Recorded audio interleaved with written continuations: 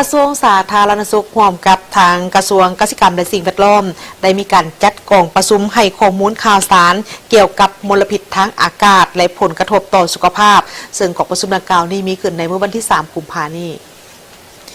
กองประชุมดังกล่าวนี้เมนได้ให้ข้อมูลข่าวสารเกี่ยวกับมลพิษทางอากาศและผลกระทบต่อสุขภาพภายใต้การเป็นประธานร่วมของท่านนางเบี้ยงขันพิไซรองหัวหน้ากรมอนามัยและส่งเสริมสุขภาพกระทรวงสาธารณสุขท่านนางเตือนจิตอรุณาลศรีรองหัวหน้าสถาบันนิเวศวิทยาและเทคโนโลยีชีวภาพกระทรวงเกษตรกรรมและสิ่งแวดล้อมมีสื่อมวลชนจากบรรดาภาคส่วนต่างๆพร้อมด้วยภาคส่วนที่เกี่ยวข้องนั่นข่าวห่วมท่านนางเบียงขันพิไซให้ฮู้ว่ามลพิษทางอากาศเป็นปัจจัยด้านสิ่งแวดล้อมที่ให้แรงที่สุดต่อสุขภาพในทั่วโลกสำหรับสาธารณรัฐประชาธิปไตยปฏิเสธลาวแหล่งกำเนิดของมลพิษอากาศมาจากการจูดการเผาเพื่อการเกษตรกรรมการเผาขี้เหยื่อจากครัวเรือนและอุตสาหกรรมไฟไหม้ป่าและการปล่อยมลพิษ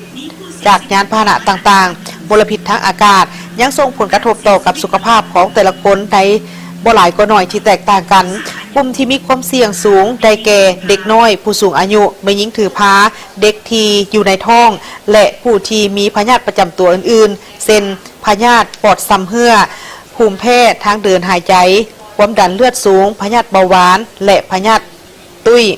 ผู้ที่อาศัยหรือเฮ็ดเวียกอยู่ในเขตที่มีมลพิษอยู่ในระดับความเข้มข้นสูงเนื่องจากว่าได้รับผลกระทบต่อสุขภาพที่ร้ายแรงในเบื้องต้นหากว่าได้รับมลพิษทางอากาศสามารถเฮ็ดให้มีอาการ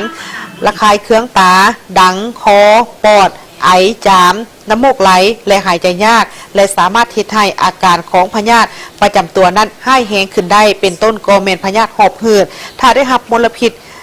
หากว่าแก่ยาวในการไปสัมผัสกับฝุ่นละอองขนาดน้อยโดยเฉพาะกเมนฝุ่น PM 2.5 สามารถเพิ่มความเสี่ยงต่อกับสุขภาพโดยเฉพาะกเมนพยาธิเส้นเลือดสมองตีบหรือแตกพยาธิหัวใจพยาธิมะเร็งพยาธิทางเดินหายใจซ้ำเหื่อและกระทันหันซึ่งได้ส่งผลกระทบจากการสัมผัสมลพิษนี้จะสะสมไปตลอดชีวิตฉะนั้นสามารถเพื่อเป็นการเฮ็ดให้การลดพรการปล่อยมลพิษทางอากาศจากแหล่งกำเนิดเช่นการลดพรการจูดการเผาขี้เหยื่อในครัวเรือนและลดพรการนำใช้ยานพาหนะและบำรุงรักษาพาหนะอย่างเหมาะสมสำหรับลาวเกษตรกรแม่นได้ลดพรการจูดเผาเพื่อการเกษตรกรรมและอื่นๆ